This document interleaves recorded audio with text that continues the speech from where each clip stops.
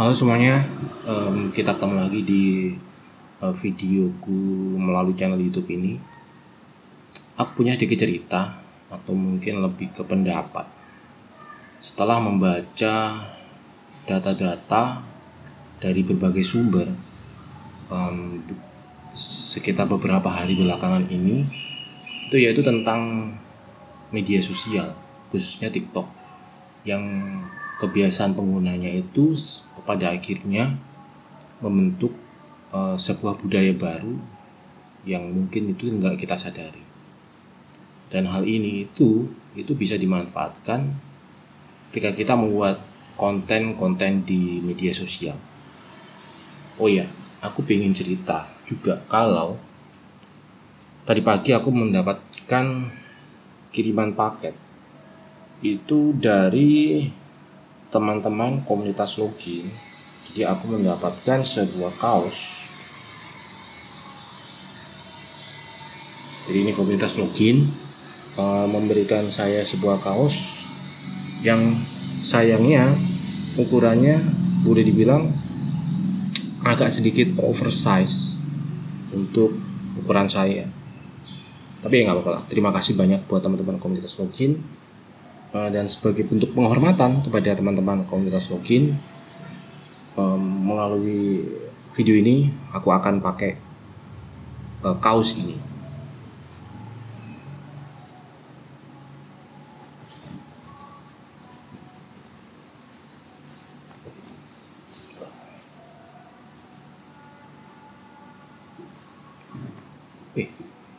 Nggak terlalu oversize ternyata, kita lumayan pas. Oke, kali ini aku membuat konten YouTube dengan menggunakan kaos login kreator logo Indonesia. Bahannya dari katun dan enak sih, dingin. Ya, sekali lagi terima kasih buat teman-teman komunitas login. Oke, lanjut lagi tentang topik yang ingin aku ceritakan melalui video ini.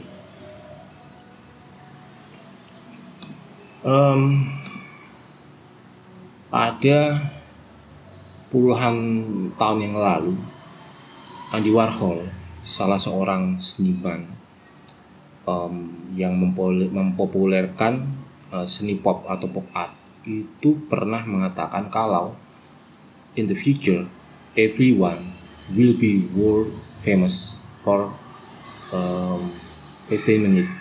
Jadi di masa depan setiap orang itu bisa menjadi terkenal di seluruh dunia hanya dengan waktu 15 menit. Sorry, aku pending dulu karena kalian mungkin dengar ada suara azan.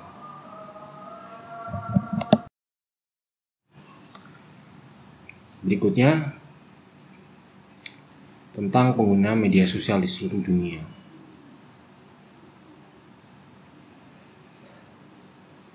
Jadi sekitar beberapa hari yang lalu aku baca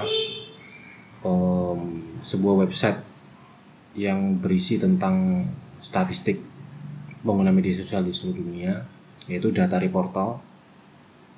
Jadi jumlah pengguna media sosial di seluruh dunia itu pada saat ini itu telah mencapai 4,7 miliar. Itu pada bulan Juli 2022. Yang artinya itu sekitar 59 atau mungkin 60% dari total populasi di seluruh dunia. Karena seingatku total populasi dunia itu sudah mencapai 9 miliar atau mungkin lebih ya, aku lupa. Silakan koreksi aku jika aku salah. Kemudian rata-rata pengguna itu menggunakan media sosial itu selama 2,5 jam per hari. Setidaknya itu terbukti pada diri kita, pada keluarga kita atau mungkin lingkungan kita bisa melihat atau kita bisa lihat pada diri kita sendiri jika bangun tidur kita mengakses media sosial, entah untuk chatting, entah untuk melihat status, melihat postingan teman-teman atau mungkin orang lain, Dan ketika kita di kamar mandi, kita menggunakan media sosial, mengakses media sosial.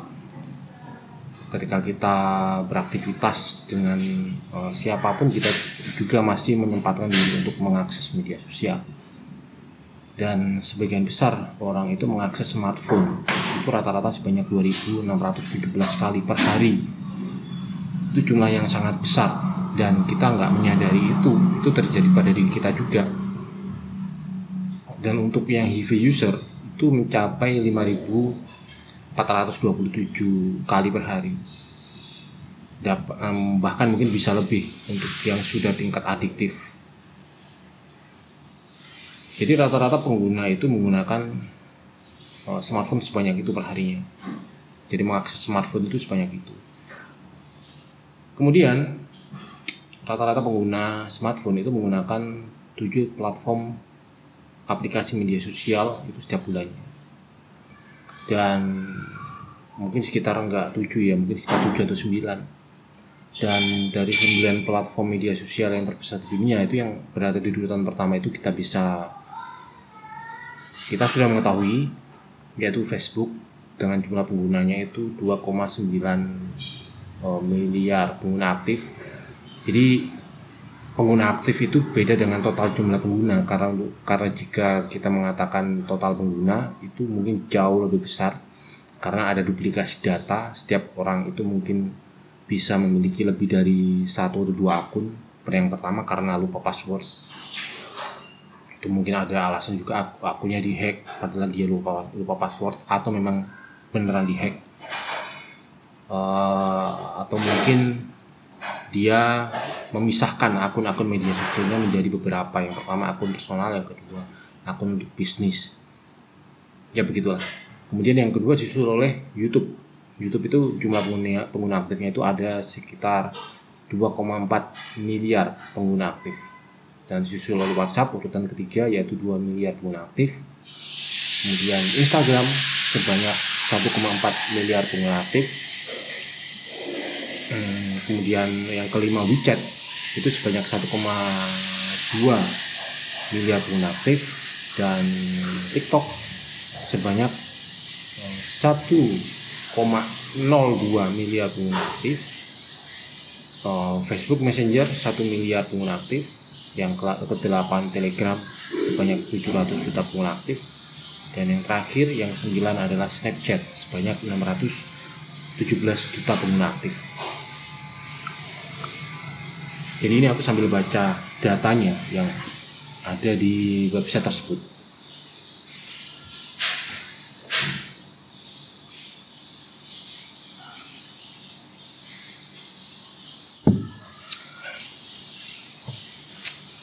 Dan sekarang mengenai statistik TikTok secara umum.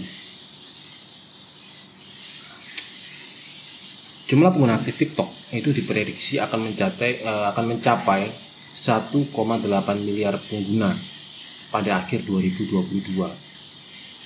Dan sangat berpotensi masuk ke urutan 3 besar jika memiliki jumlah pengguna sebanyak itu.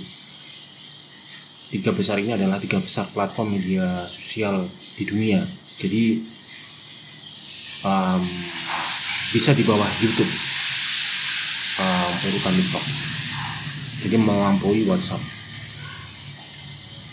Kemudian yang menarik adalah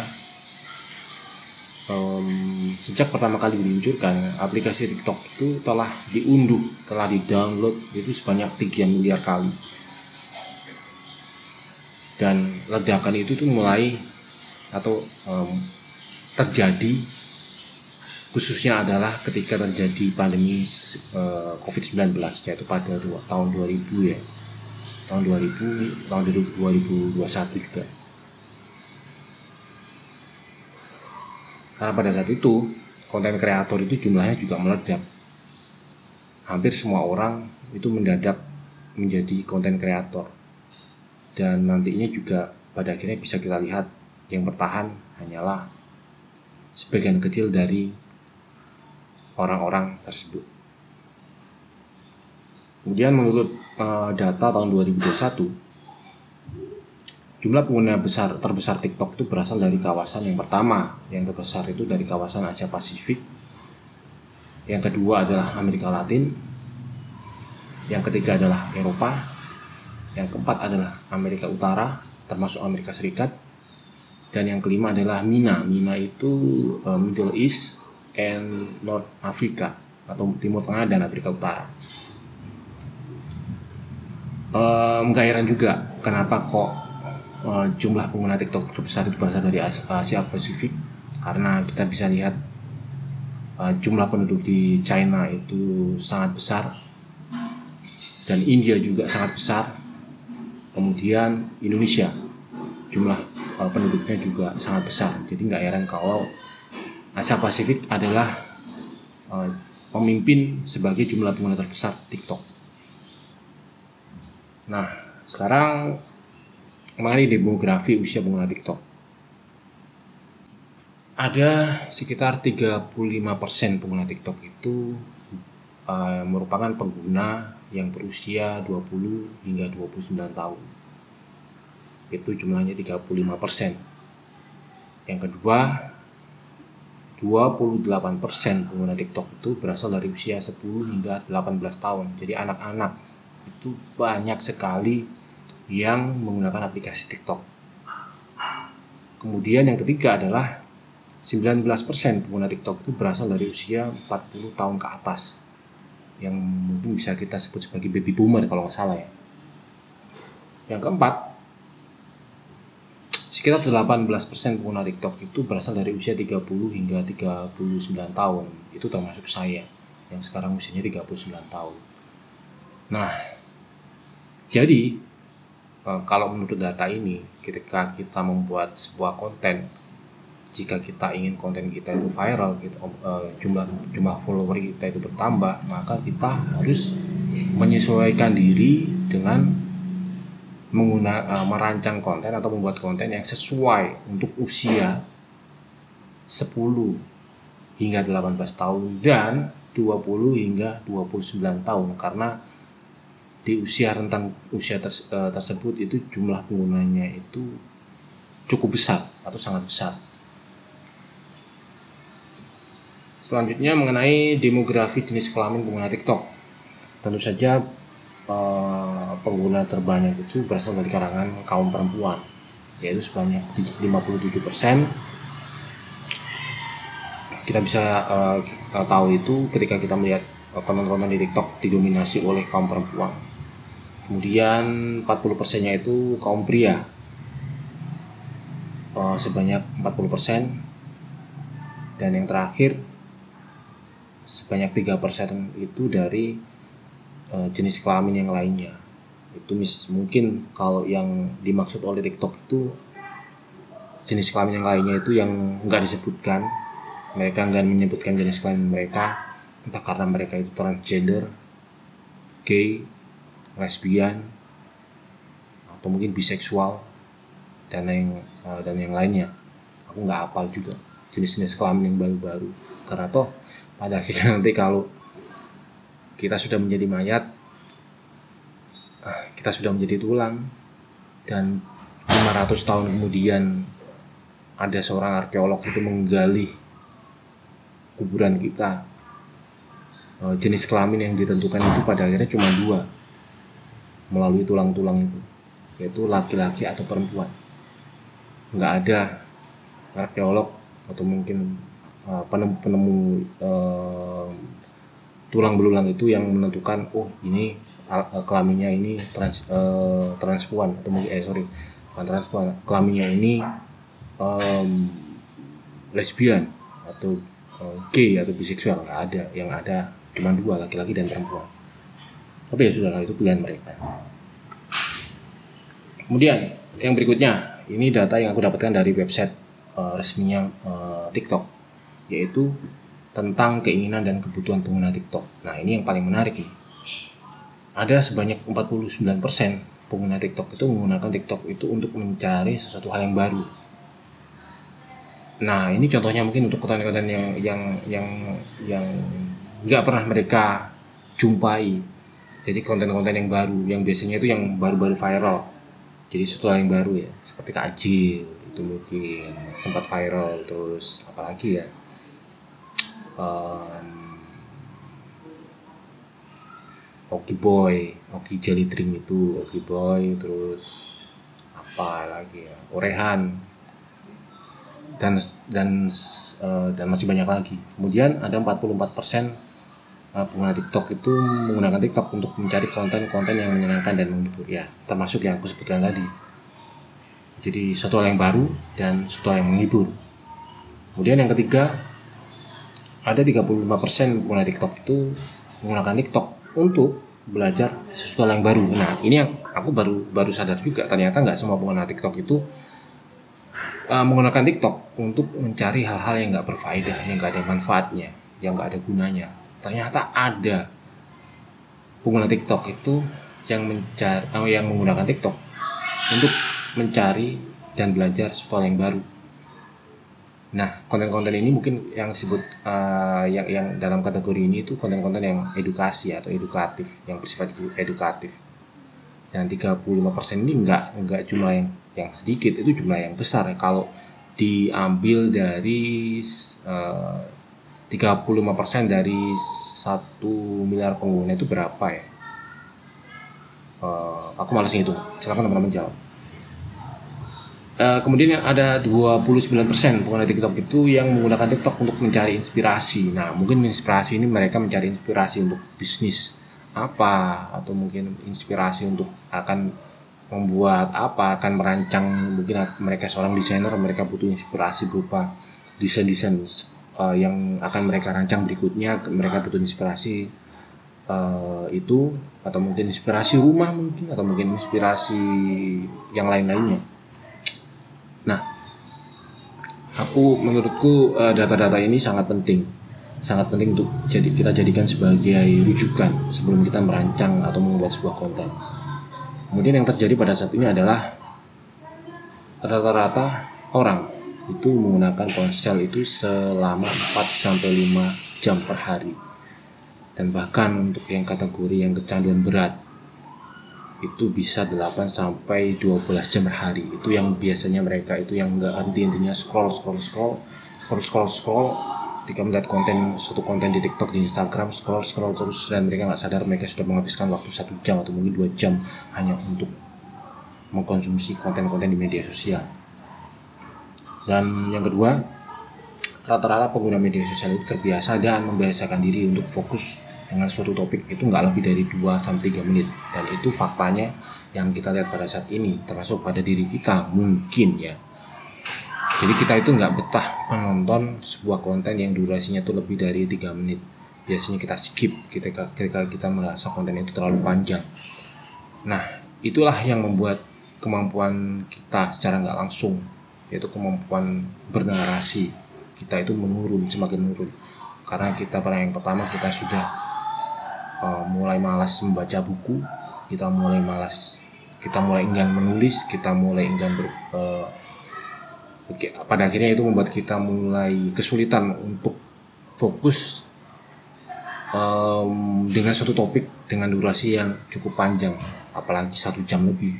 Nggak semua orang itu bisa fokus lebih dari 1 jam pada suatu topik.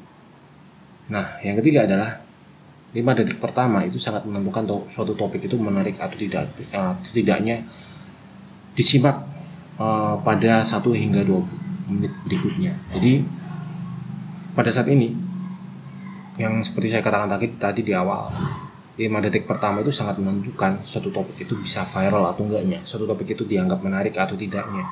Karena kalau 5 detik pertama itu nggak membuat orang tertarik, mereka pasti skip.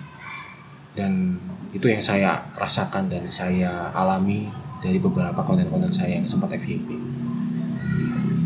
Nah, kemudian yang terakhir adalah tantangan kita sebagai seorang konten kreator. Sebagai seorang konten kreator atau sebagai seorang desainer grafis, kita itu dituntut dengan perubahan yang telah terjadi pada saat ini. Kita dituntut untuk lebih memprioritaskan membuat konten-konten yang berupa video daripada konten-konten yang berupa gambar ataupun foto. Karena pada saat ini yang terjadi adalah konten-konten yang berupa gambar atau foto itu tingkat exposure-nya itu jauh lebih kecil daripada kita ketika kita membuat konten berupa video. Itu tingkat exposure-nya jauh lebih besar daripada foto. Dan aku kurang setuju sebenarnya dengan hal ini, karena nggak semua konten-konten yang aku buat itu cocok untuk dijadikan ke dalam format video. Dan jika dipaksakan menjadi format video, itu rasanya menjadi dipaksakan, jadi nggak pas aja, nggak enak aja. Tapi ya bagaimana lagi, ya memang ya inilah perubahan yang telah terjadi. Jadi mau nggak mau kita harus bisa beradaptasi dengan perubahan yang telah terjadi pada saat ini. Kemudian yang kedua, kita sebagai konten kreator, kita dituntut untuk membuat konten yang melibatkan 4 hal berdasarkan dari data yang aku baca tadi melalui situs resminya TikTok. 4 hal itu adalah yaitu konten-konten yang bersifat menghibur, yang pertama. Kemudian yang kedua, unik. Yang ketiga, edukatif. Dan yang keempat, inspiratif. Nah, aku sendiri sejujurnya juga kesulitan ketika membuat konten yang bersifat menghibur, karena itu bukan brand imageku. Tapi mau nggak mau, yang terjadi pada saat ini adalah konten-konten yang menghibur itu jauh lebih mendominasi dan jauh lebih diminati oleh banyak orang. Jadi cepat atau lambat aku harus biasa, atau mungkin aku harus membiasakan diri, atau mungkin aku harus memberanikan diri, ya lebih tepatnya, untuk membuat konten-konten yang bersifat menghibur. Dan memang nggak mudah membuat konten yang menghibur, unik, edukatif, dan inspiratif. Itu nggak mudah. Tapi kalau kita nggak pernah melakukannya, kita nggak segera melakukannya, kita nggak tahu kita sukses atau enggaknya, kita mampu atau enggaknya. Dan yang paling penting, semakin sering dilakukan, semakin sering kita membuat, yang itu pasti akan secara nggak langsung akan melatih diri kita untuk menjadi jauh lebih baik lagi ketika kita menghasilkan sebuah konten. Itu bisa aku rasakan sendiri juga. Sedikit cerita, silakan teman-teman lihat kontenku yang pertama di channel YouTube ini. Video yang pertama itu ngomong kaku sekali, terus gesturku juga sangat kaku sekali. Aku kelihatan tegang, kelihatan sangat tegang ketika aku mau berbicara di depan kamera. Padahal ketika aku berbicara di depan orang banyak itu sangat lancar, nggak ada masalah. Nah, seiring berjalannya waktu, ketika aku lebih sering membuat video yang selanjutnya, kemampuanku berbicara di depan kamera itu semakin meningkat, jauh lebih baik daripada sebelumnya. Kemudian yang ketiga, sebagai konten kreator, kita itu ditantang untuk membuat konten yang dalam 5 detik pertama itu bisa membuat audiens itu sangat tertarik dan menyimak hingga 1-2 menit berikutnya. Nah, ini yang sulit. Dan memang nggak semua orang ditakdirkan memiliki kemampuan semacam ini. Tapi Tuhan itu nggak akan mengubah takdir suatu kaum atau hambanya jika hambanya itu nggak melakukan apapun, misalnya seperti itu. Jadi kalau kita nggak berusaha keras untuk menjadi orang yang mampu membuat konten yang di 5 detik pertama itu bisa membuat audiens sangat tertarik untuk menyimak hingga 1-2 menit berikutnya, kalau kita nggak pernah mencoba, ya kita nggak akan pernah bisa. Dan yang terakhir, yang keempat, yang jauh lebih penting adalah konsisten atau disiplin.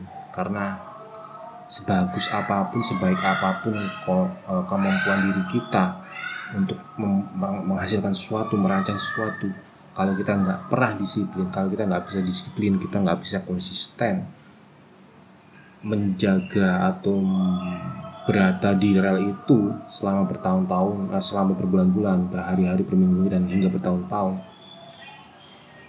kita nggak akan bisa berada di tingkat yang jauh lebih tinggi. atau bahkan kita akan tenggelam kalau kita nggak bisa konsisten, kita nggak disiplin. Dan konsistensi itulah yang membuat aku bisa bertahan hingga detik ini, dari tahun 2005 sebagai seorang desainer grafis hingga tahun 2022. Alhamdulillah. Dan rasanya sih itu aja yang bisa aku ceritakan melalui video ini. Aku khawatir durasinya terlalu panjang, apalagi ini sudah terdengar suara azan lagi. Oh ya, dan terima kasih sekali lagi buat teman-teman komunitas Login sudah mengirimi aku kaos yang luar biasa bagus ini. Ternyata sablonnya ini sablon timbul dan bahannya dari katun, sangat nyaman. Ternyata nggak oversize juga. Dan silahkan kalian like video ini jika menurut teman-teman video ini bermanfaat. Silahkan subscribe jika menurut teman-teman channel ini bermanfaat. Dan silahkan share video ini ke teman-teman yang lainnya jika menurut kalian teman-teman kalian itu perlu tahu dengan topik yang aku ceritakan pada saat ini. Oke, sekali lagi terima kasih dan sampai ketemu di video berikutnya.